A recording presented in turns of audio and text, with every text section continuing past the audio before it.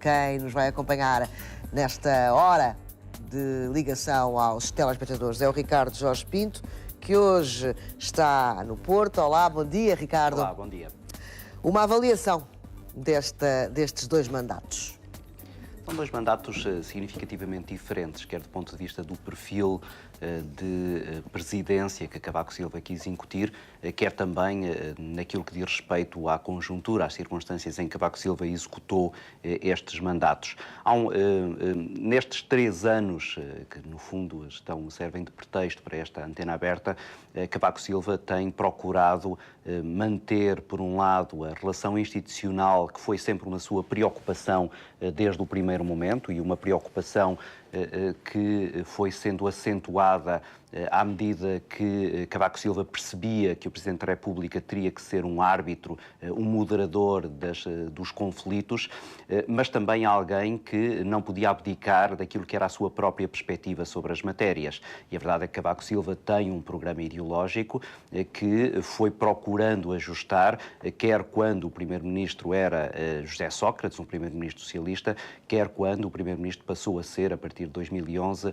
Pedro Passos Coelho, um social-democrata, alguém do partido que ele liderou e pelo qual foi primeiro-ministro. Cavaco Silva procurou também, ao longo deste tempo, ser alguém que olha para o lugar de Presidente da República como um unificador do país. Ele retoma um pouco a ideia que tinha sido lançada há algumas décadas por Mário Soares, quando ele próprio foi Presidente da República, que é a ideia do Presidente de todos os portugueses. Isto é, a partir do momento em que é eleito,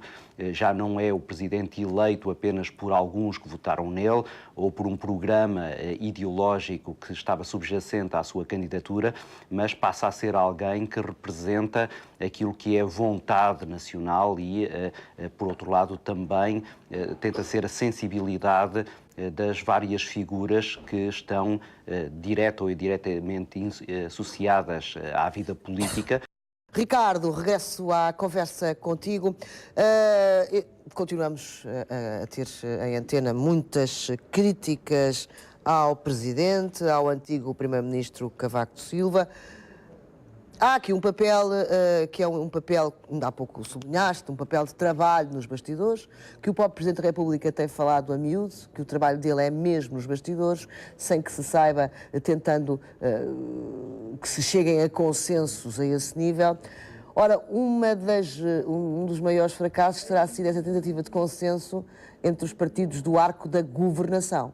Sim, mas não foi o primeiro falhanço a esse nível. Já quando foi da discussão do PEC 4, com o Partido Socialista, em que Cavaco Silva procurou também que o PSD tivesse algum papel de apoio a uma estratégia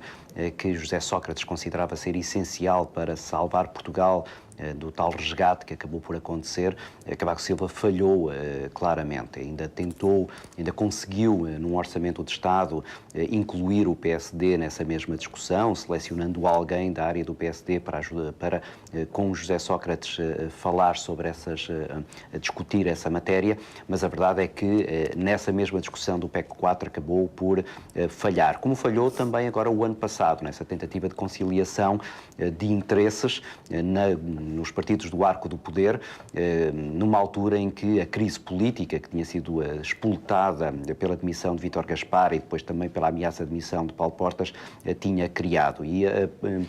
Cavaco Silva procurou aparecer ali como uma espécie de salvador da nação, alguém que garantiria a estabilidade governativa. Mas não funcionou, Ricardo. Não funcionou de todo por vários motivos que são fáceis de compreender. Em primeiro lugar, na verdade, Cavaco Silva é alguém muito pouco respeitado pela classe política e pelos nossos governantes. A verdade é que Pedro Passos Coelho, sistematicamente, tem dado sinais de que leva muito pouco a sério aquilo que Cavaco Silva lhe diz. Ainda há pouco um espectador mencionava o momento em que ele diz que há um limite para os sacrifícios que se podem pedir aos portugueses. A verdade é que Pedro Passos Coelho, estoicamente, foi passando por cima desses limites, não parecendo dar grandes atenções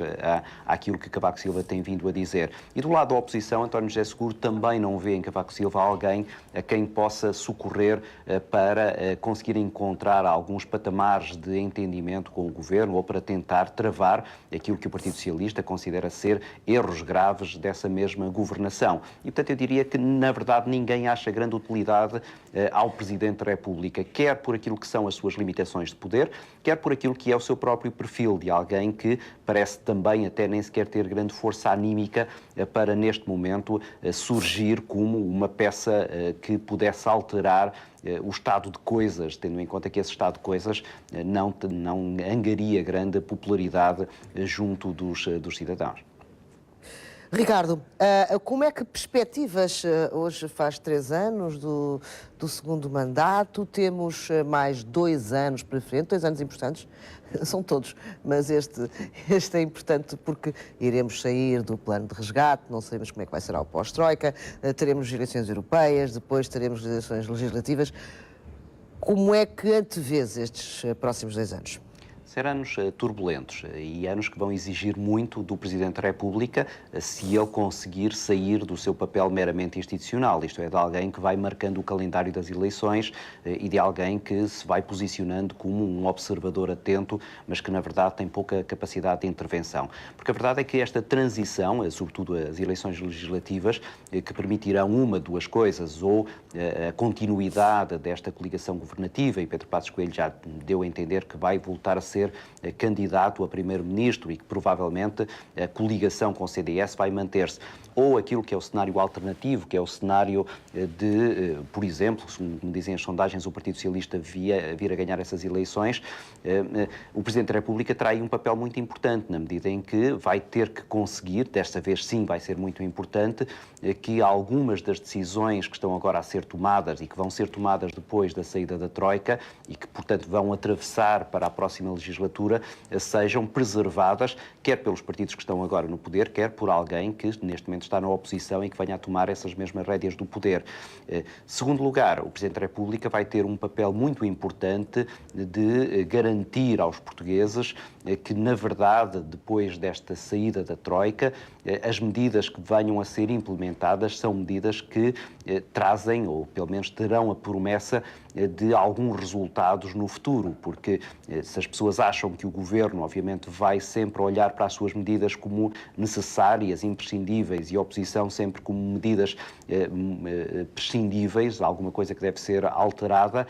terá que ser o Presidente da República, de alguma forma, a dar uma palavra de consolo e de conforto a quem percebe que, na verdade, as medidas de austeridade não vão acabar no dia 17 de maio com essa saída da Troika. E não sei se Cavaco Silva tem, neste momento, a tal força anímica e, sobretudo, o prestígio e a influência para realizar esse papel.